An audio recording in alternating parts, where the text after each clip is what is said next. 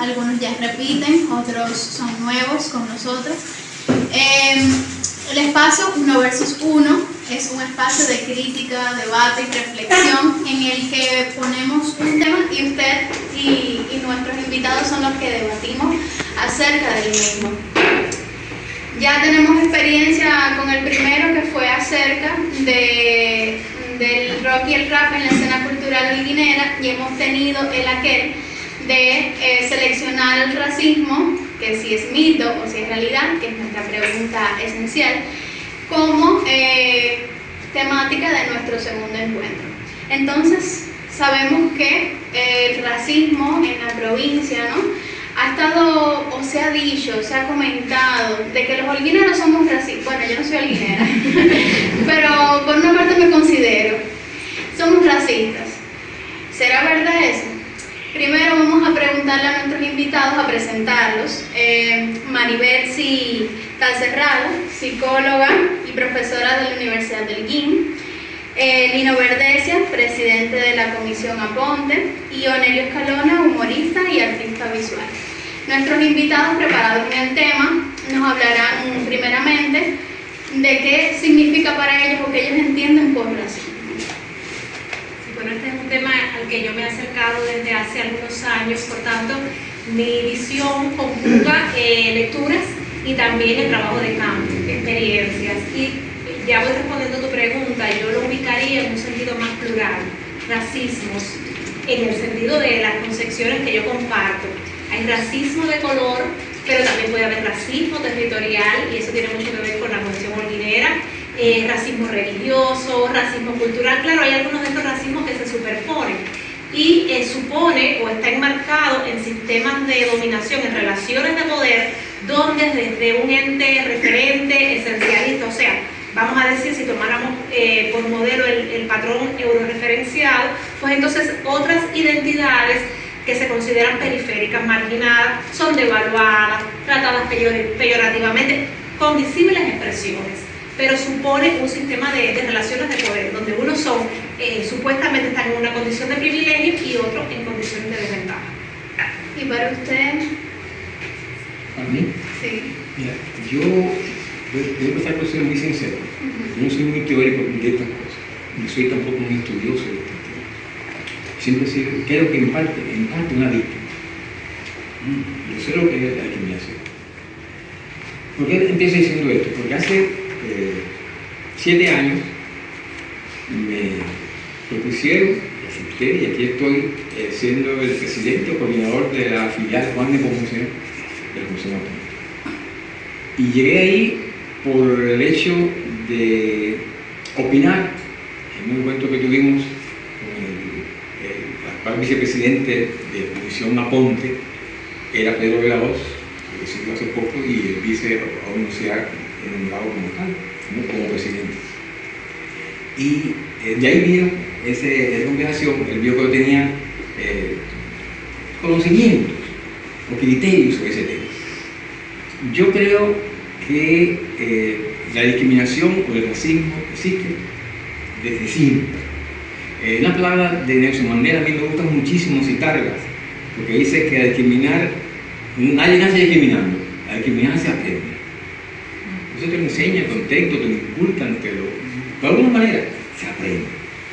Entonces, en el 2017, justamente en el año que se fundó aquí, el 14 de junio, la filial Juan de Ponce, un intelectual minero, incluso de mi mismo municipio, hablando de este tema, de piel blanca, dijo, no, en Cuba no hay racismo, lo que hay es prejuicio racial.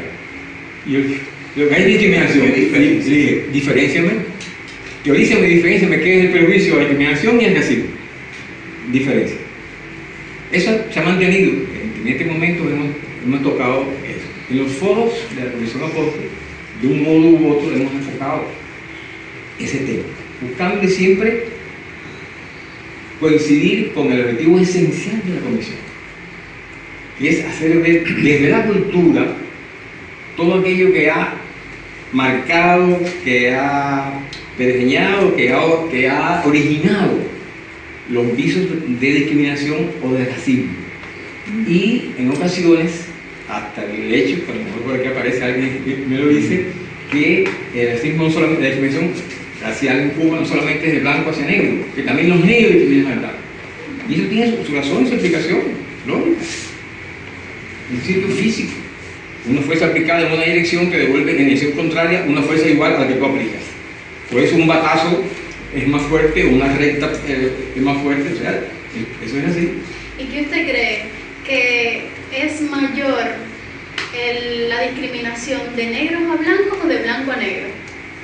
De blanco a negro, por lo que explicaba la señora María. Y sin embargo, por el poder. ¿Quién ha tenido el poder? El blanco. ¿Quién esclavizaron aquí?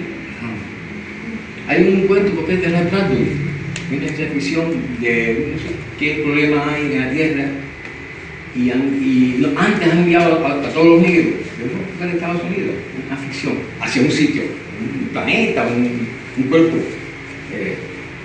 Se da un problema en la Tierra y tienen que también irse para allá los blancos. Y cuando llegan, hay una sociedad de negros donde ellos son los que no pueden subir en la guagua, no pueden entrar en los restaurantes, tienen que entrar por atrás, entonces se dan cuenta que el que tiene el poder decide. Claro, y también acotar de que no solo hablamos de negros y blancos, estamos hablando de esa mezcla que somos los cubanos y que precisamente se supone que no debería existir porque todos somos una mezcla, un ajiaco, como se ha dicho en múltiples ocasiones y muchos de los grandes pensadores han acotado. Desde el punto de vista cultural, ya que ustedes pueden afirmar que entonces sí existe racismo en Cuba. Sí, mira, yo voy a poder terminar pensando, voy a hacer lo contrario a lo que hace el programa Mitos de la Salud, que deja para el final preguntar si es mito o realidad. Yo empecé al revés. Sí lo hay. Lo ha habido antes y ahora, y habrá de un tiempo también, porque por una ley, un decreto no dice, a partir de mañana no hay tal cosa. Eso no se cree, eso es imposible. Entonces sí lo hay. E inclusive yo, que mi formación es filológica, no es ni psicológica, ni sociológica, es filológica, tengo cuidado de usar los términos. No me gusta usar fácilmente el decir que somos mestizos, que soy mestizo, porque todos somos mestizos, todos. Porque ¿qué es ser mestizo?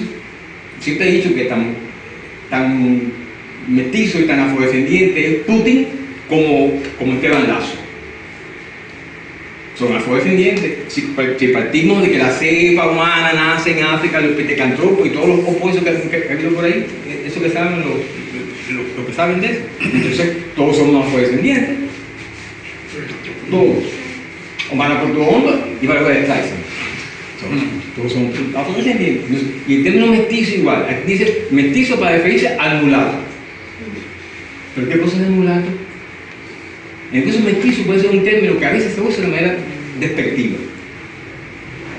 Yo recuerdo un diálogo con dos holguineros, mentira, uno bayamesa y uno holguinero. Y yo presente, estábamos hablando, y yo dije a uno, no, porque tú eres más acentuada la mulatez que y la otra, la holguín, dijo, no, pero fulana es más mestiza que yo. O sea, mestizo como una tabla diferenciadora. Pero incluso se habla de otros, vamos a decir, adjetivos un poco más peyorativos. Sí. El color cartucho. Decenas. Muchas. ¿Cómo se ve desde el punto de vista humorístico? A ver, lo primero, estoy en el grupo de los que como Lino no se considera especialista en esto. Respondiendo a la primera, muy rápido, para mí es una cosa esencialmente humana, es decir, una gallina blanca no discrimina a la negra y todos están en igualdad de condiciones en el mismo gallinero, no pasa eso. Entre nosotros sí. Viéndolo desde el punto de vista que ella decía que también se asociaba a lo geográfico, a lo regional, yo he sido víctima de ese tipo de racismo. Si estoy en Holguín y no en La Habana es porque sé lo que duele ser víctima del racismo regional. Porque yo cuando a mí me dijeron una vez palestino en el Teatro Mella, yo sentí que una cosa tan grande que hasta me acomplejé. Y yo juré que jamás en mi vida iré a La Habana a residir, a vivir ahí. Eso, yo moriré en Holguín o en Niquel o en Maicí, pero en La Habana no. Si alguien le dijo, Onelio se fue, digan, a lo mejor fue del país, pero para La Habana no. Entonces sé lo que es eso. Me decían cómo se ve desde el humorismo. Se ha dado un fenómeno bastante... Mi aproximación a este mundo del racismo fue precisamente a raíz de una invitación de Lino para presentar un tema como parte de la Comisión Aponte asociado al negro en el humor cubano y por supuesto visto desde la colonia hasta llegar a nuestros días. No vamos a hablar de aquella etapa, vamos a venir acá. Después del triunfo de la revolución, donde supuestamente fue pretensión, fue política de Estado marcar un viraje total con relación a la mirada hacia este grupo étnico que ha sido el más maltratado a lo largo de la historia, podemos decir que desaparece el racismo como política, o sea, como una posición oficial, claro. Pero en la vida real se mantiene. La persona que te dice, no, yo no tengo nada contra el racismo, que se casen los negros y las blancas. Ah, pero allá mi hija no se casa con... Ahí, cuidado. Ahora, ¿cómo se ve en el humorismo? Miren, en el caso de la caricatura, salvo pocas personalidades, humoristas gráficos, la gran mayoría no toca al negro en la caricatura. Aquí hubo uno que lo hizo con mucha excelencia, la etapa de la revolución, que fue Wilson, que dignificó sobre todo a la mujer negra. La pone no como víctima sexual, la pone con un erotismo tremendo, pero que ella no lo hace para venderse, sino porque yo tengo lo mío y me tienen que mirar. Si tú me quieres, me tienes que conquistar. Yo valgo. Y entonces, ahí se manifiesta, ahí no hay racismo, pero es la imagen del negro, en este caso enaltecida por este hombre. Recientemente, Jorge Sánchez Armas, que estuvo en la unidad, que lo trajimos a un satiricón, está mostrando mucha preocupación por reflejar en su obra siempre al negro desde los niños hasta la adultez, y sobre todo cuando toca el tema racial pone a algunos sectores dentro de la sociedad cubana, no precisamente negros, que se oponen o que dejan caer alguna que otra manifestación que linda con el racismo. Uno de esos temas es, por ejemplo, cuando él compara, si ustedes se montan en un avión, ¿cuántas aeromosas negras han visto? ¿No se han percatado de eso? Y si se montan en un tren, ¿cuántas ferromosas negras? Se invierte la cosa, es al revés. Entonces esto como tema se ha llevado a la caricatura de manera satírica. Si te vas al mundo del teatro, se da un fenómeno interesante, y es que a veces son los propios negros que están haciendo chistes racistas o de corte racial. Si no, miremos el monólogo que hace mi amigo Quique Quiñones, Tango Feroz, o el del argentino, que fue a hacer la película 4 tanquistas y un negro, y él era uno de los tanquistas, imagínate el negro. Y a partir de ahí, él comienza a hacer una serie de chistes, y él en conversaciones en marco estrecho decía que a él le pegaba hacer chistes de negro porque él era negro. Digo, sí, pero desde ese punto de vista, tú hasta cierto punto se justifica, pero ¿y cuál es la connotación que tiene a la hora de legitimar el chiste negro dentro del público? Porque ahí hay diversidad étnica, ¿me entiendes? Y como eso ni se sabe cuántas cosas. Si te vas a la televisión, mira los programas humorísticos. Ahora vamos a este que se acabó, pero hay un pequeño detalle. El personaje negro que hace, ¿cómo se llama? El actor, que es muy bueno, Enrique Carreras, es alcohólico, ¿me entiendes? O sea, como personaje tiene vicio, representa un fenómeno social real que está por ahí, que es el alcoholismo, un problema serio. Pero a ver, ¿en la piel de quién ponen al alcohol? De un negro. ¿Será porque es símbolo de marginalidad? Porque es como lo vemos. Se ha asociado como símbolo de marginalidad, pero nadie es más marginal. Bueno, el término no es el que cabe, pero asociado a lo negativo que el blanco, porque ¿quién fue el que colonizó? ¿Fueron los negros? ¿Fueron los blancos? ¿Quién fue el que esclavizó a millones de personas? Fueron los blancos. Y si tú tiras eso contra el comportamiento de un hombre negro que se vio obligado a robar, y tal vez de ahí venga la fama de ladrón, cuando era cimarrón, porque para vivir, eso no era de él, tenía que comer, ¿de dónde lo sacaba si no se lo robaba? No tenía dinero, Y entonces, pero es que este hombre está robando mucho más que ese hombre que se roba una mano de plátano allí en una finca, ¿me entiendes? Entonces habría que verlo. Quizás yo no hable con mucho lenguaje académico, pero que no estoy dejando. Pero es que es así. Y entonces en el humorismo ese fenómeno no se va a acabar. Hay personas que por racistas han sido víctimas de su propia actitud, como un grupo que había aquí que se llamaba La Tiña del Humor.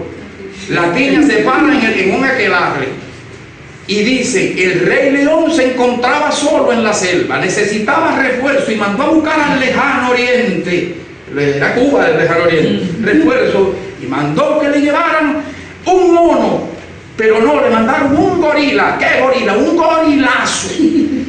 Acababa de llegar Lazo como secretario del partido a La Habana en aquel momento, ¿entiendes? Conclusión, que hasta ahí llegó La Tiña del humor. Entonces, no, pero es que es así, esas cosas pasan. No, pero es que sucede.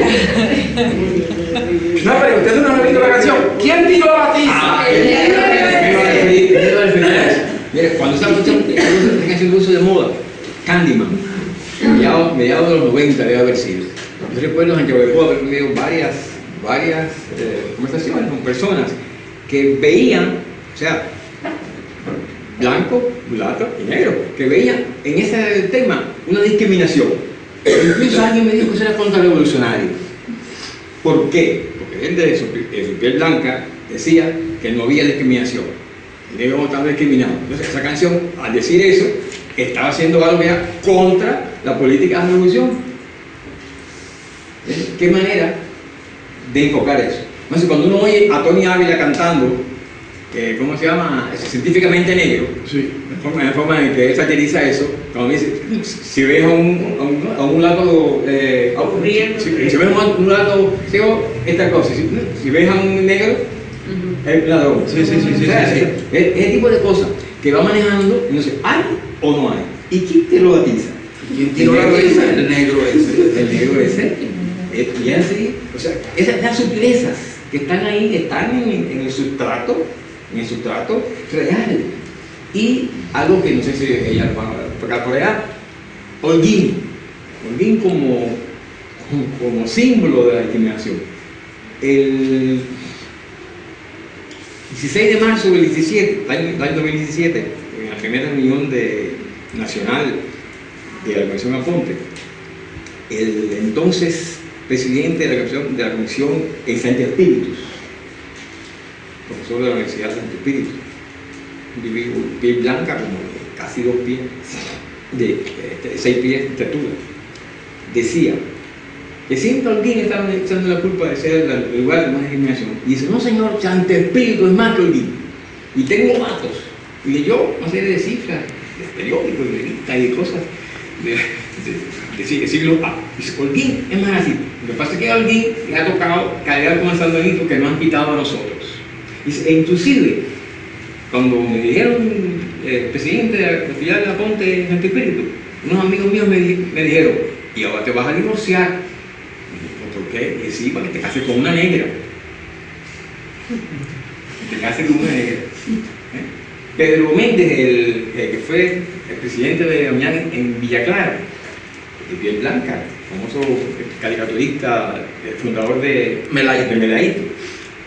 Una reunión que estábamos, a fines de los 90, estábamos conversando, y el presidente en ese momento en ejercicio de Oñán era José Loyola, que había pasado a ser presidente porque Abel pasó de presidente de Oñán a ministro de Cultura. Y él estaba hablando, y yo no estaba en ese momento ahí. Y entonces empiezan a decir: porque los negros me caen mal, yo no tengo nada con los negros. Entonces me miraba a mí, y yo sonreía porque sabía cuando él iba a desembocar. Dice: yo con los negros no quiero nada, quiero los negros bien negros, con lo que tengo en mi casa me basta. La mujer de él es mulata, los hijos son mulatos, ¿no? Dice: con lo que tengo en mi casa me basta, yo no quiero más negros. O sea, ese tipo de cosas del humor, está en el sustrato, y todavía se ve en la calle una pareja, o sea, bicolor, como uno puede llamarle, y hay quien se asombra. Yo tuve un amigo, un compañero de estudio en Santiago de Cuba, él es Diego de Ávila, que decía que él le gustaba estar en Santiago.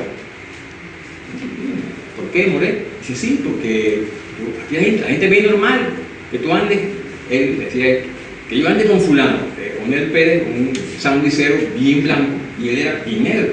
Y la gente aquí, la gente ve eso como normal. Y en Seguridad Ávila no. Yo no hubiera con fulano por no sé qué calle, ¿sabes? Y la gente me miraría extraño. Y eso era, estoy hablando de los años 70 y un poquito. O sea, que está. Un detallito, porque tiene que ver con el hombre, lo recordé, lo leí hoy por la mañana. Yo no sabía esto, pero lo leí como testimonio. Anoche apareció muerto en su apartamento en los Estados Unidos José Pelle, el enanito. Leí que su primera aparición fue en el Teatro Mella, lo invitan. Y dicen que cuando él sale a escena, silencio en el teatro, silencio total. Y él se para y mira a la gente así, cero risa. Y él dice, sí, soy enano y negro. O sea, fíjate, mira, él es negro. Pero si ustedes analizan, dicen que ahí la ovación fue tremenda y la carcajada fue... Pero mira qué es lo que hay detrás de la expresión de mi amigo José, que Dios lo tenga en la gloria. Y negro. O sea, como que es una maldición cargar con tu raza.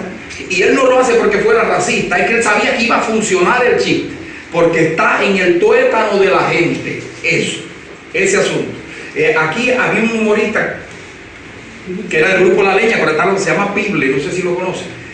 El Pible, que es un sombrerito, una chivita que sale mucho con Alessi Valdea. Bueno, Pible vino aquí, hicimos un espectáculo ahí en el estadio con Salamanca, y él traía una serie de grafitis y la gran mayoría eran de corte negro. Recuerdo uno que decía, el chiste como chiste está muy bien hecho, es ingenioso, pero de una carga tremenda, que decía, un negro en la nieve es un blanco perfecto. No, pero... Y lo otro es que al menos en las cosas que yo he visto como controversia humorística, donde se pone el bando de Palmas y Cañas, el bando rojo, el bando azul, yo lo vi con Pagola, los negros y los blancos. Era una competencia a ver cuál de las dos razas era la más. Y en la parte negra siempre hacía valer su prestigio en el hecho de una fama que tiene, que se ha demostrado ya que es un mito, de que los falos más grandes del mundo son los negros. Está demostrado que no es así. A ver, hay un estudio que se hizo que en Senegal es donde están los hombres cuyo miembro viril masculino tiende a ser más grande si se compara con otras nacionalidades, pero no tienen el récord Guinness de tamaño, lo tienen los blancos, vaya. Y uno de ellos, de los más grandes, de Rasputín. Busquen Rasputín, que lo tienen en un pomo que vale, ¿cuánto es? 32 centímetros, dice. No, lo que no quise que mi bellita viera aquello. No, pero es así asociado. Hablando de esto, de un negro en un perfecto, hay un epitafio de Nicolás Guillén que dice que no sabe cómo al Tebo el Blanco no se le llama Tebo el Negro. Sí. Totalmente. Y bueno, hablando precisamente de estas cuestiones que ya estamos aterrizando, que es una cuestión humana, precisamente cómo se toma dentro del constructo social esas pequeñas muestras sensibles del racismo desde la psicología. O sea, cómo nosotros nos comportamos y a veces somos racistas inconscientemente porque es lo que nos han vendido desde siempre, ¿no? Y que no tenemos el control de ello, pero lo soltamos así. Y yo, ay, mi amiga la negra, ya es como un adjetivo que se le adjudica.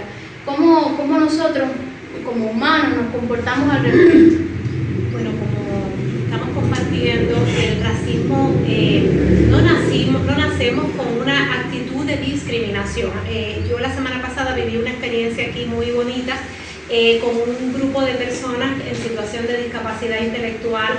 Muchas de esas personas también son excluidas de verdad por su condición, en este caso psíquica, en el caso específico que estábamos hablando. Pero yo noté que, me parece que era el hijo de la directora, habían dos niñitos, pero había un niñito muy pequeñito que estaba jugando, correteando con una de los muchachos, y eran prácticamente estos adolescentes, casi jóvenes. No recuerdo si el diagnóstico de uno de estos adolescentes pues era autismo, y a mí me deleitaba ver la empatía con la que este niño muy pequeñito estaba interactuando con otra persona que a veces, y tenemos la constancia de esto, y no es que me esté alejando yo de ese diferentes tipos de racismos. Lo que pasa es que el que nosotros tenemos más conscientemente identificado es el del color de la piel. A veces estamos tengo referencias de que la maestra le dice a la madre de ese niño con discapacidad intelectual, tu hijo no va a aprender, no lo traigas más aquí. O en un parque, una madre le dice a un niñito, o no juegues con este otro porque tiene esta condición. Los adultos.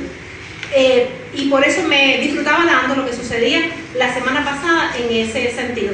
Porque es una socialización en la que de diferentes maneras, por múltiples influencias, las personas vamos aprendiendo a hacer clasificaciones y vamos internalizando que hay determinadas cosas o determinados referentes o determinadas imágenes, con ellos también cuerpos que importan, como dice el título de una filósofa feminista, Judith Butler, cuerpos que importan, que son más importantes, que como lo dice el título, pues tienen más valor que otros. Y eso lo vamos aprendiendo también desde la temprana infancia. A veces es difícil decir en qué momento se produjo esta representación que me lleva a reproducir un estereotipo e inconscientemente pues también a reproducir la discriminación. Hace unos meses, pudiera decir, quizás un año, yo estuve en una escuela explorando, en una escuela primaria, explorando pues en torno al surgimiento pues de estos estereotipos raciales y con ello también